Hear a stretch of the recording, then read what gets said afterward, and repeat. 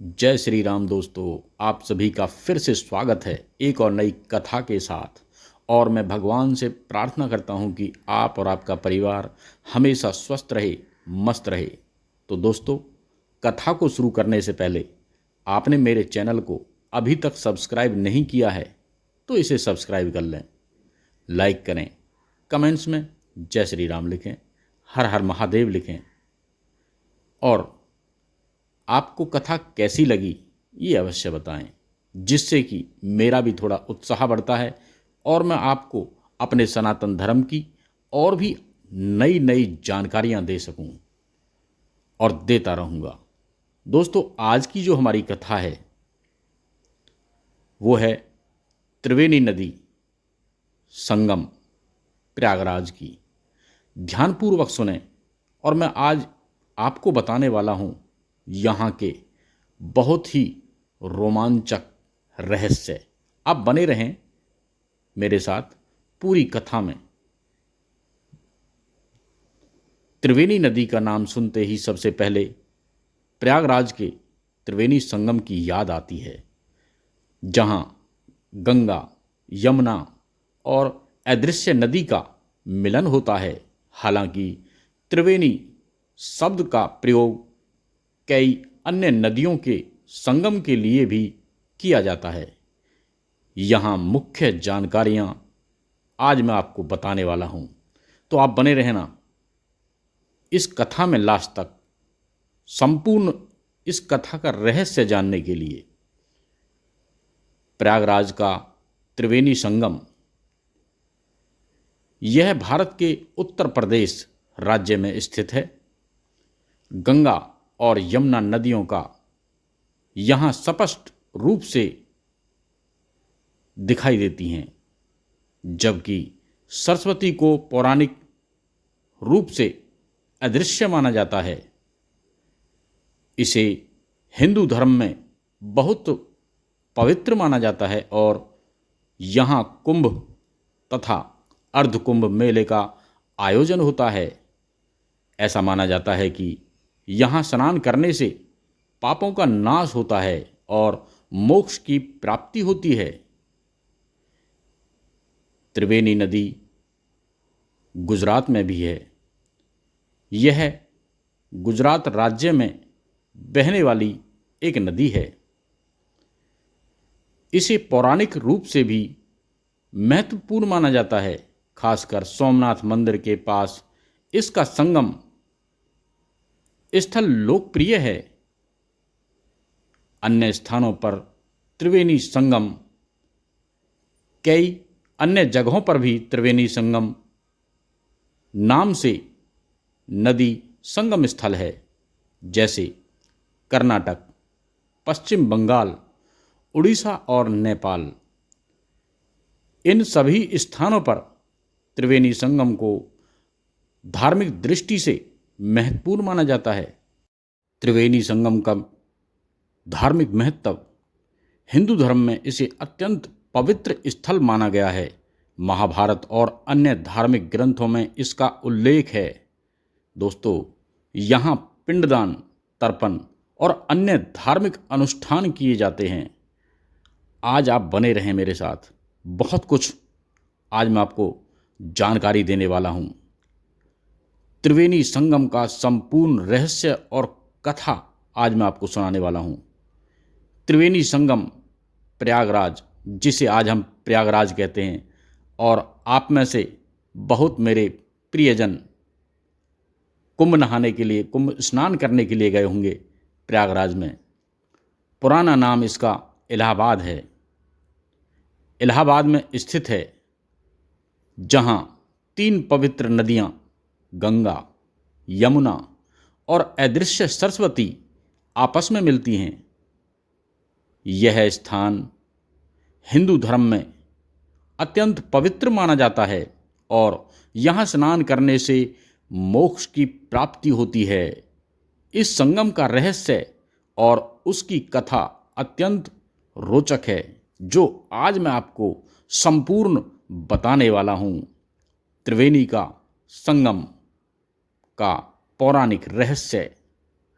कहते हैं कि जब समुद्र मंथन हुआ तब अमृत कलश को लेकर देवता और असुरों के बीच संघर्ष हुआ।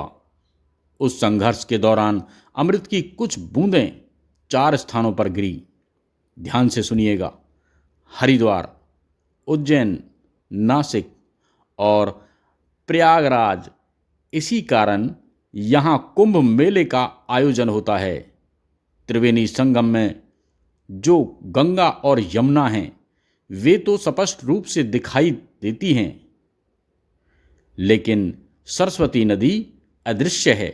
पुराणों के अनुसार सरस्वती नदी एक दिव्य नदी है जो केवल सूक्ष्म रूप में प्रवाहित होती है और केवल ऋषि मुनि व दिव्य दृष्टि वाले भक्त ही इसे देख सकते हैं। यह नदी सीधे ब्रह्मलोक से आती है और धरती पर बहुत कम समय के लिए प्रवाहित होती है। सरस्वती नदी के लुप्त होने का रहस्य, आप बने रहें मेरे साथ संपूर्ण रहस्य जानने के लिए। सरस्वती नदी के लुप्त होने को लेकर कई मान्यताएं हैं, जैसे नंबर 1, शापित हो जाना। कुछ कथाओं के अनुसार जब सरस्वती नदी ने भगवान शिव के विरोध में कुछ कहा तो शिव जी ने उन्हें अंतर्ध्यान यानी अदृश्य हो जाने का शाप दे दिया। नंबर 2, पृथ्वी के नीचे प्रवाहित होना। यह भी कहा जाता है कि अत्यधिक पाप बढ़ने के कारण सरस्वती नदी धरती के भीतर प्रवाहित होने लगी। नंबर 3, ऋषियों का वरदान। एक कथा के अनुसार भगवान ब्रह्मा ने सरस्वती को एक विशेष शक्ति दी कि वह अदृश्य रहकर भी संसार को ज्ञान और ऊर्जा प्रदान करेगी। आइए अब मैं आपको बताता हूँ त्रिवेणी संगम का महत्व, संपूर्ण जानकारी। बने रहें आप अंत तक इस कथा में। मोक्ष प्राप्ति। कहा जाता है कि संगम में स्नान करने से जन्म जन्मांतर के पाप नष्ट हो जाते हैं और मोक्ष की प्राप्ति होती है। तीर्थराज प्रयाग, इसे तीर्थों का राजा माना जाता है। सभी तीर्थों में स्नान करने का फल एक और सिर्फ संगम में स्नान करने का फल दूसरी ओर रखा जाए तो संगम का स्नान भारी पड़ता है। नंबर 3, महाकुंभ मेला। हर 12 साल में यहाँ महाकुंभ का आयोजन होता है जिसमें करोड़ों श्रद्धालु आते हैं। त्रिवेणी संगम में गंगा, यमुना और सरस्वती का विशेष महत्व है। गंगा, इसे स्वर्ग से उतरी हुई नदी माना जाता है जो पवित्रता का प्रतीक है। यमुना, इसे प्रेम और भक्ति का प्रतीक माना जाता है क्योंकि भगवान कृष्ण से इसका विशेष संबंध है। सरस्वती, यह विद्या, ज्ञान और शुद्धता का प्रतीक है। वैज्ञानिक दृष्टि से त्रिवेणी संगम का रहस्य, आप बने रहें संपूर्ण आज मैं आपको बताने वाला हूँ। वैज्ञानिकों ने भी इस स्थान का अध्ययन किया है। गंगा का जल थोड़ा साफ और हल्का हरा होता है।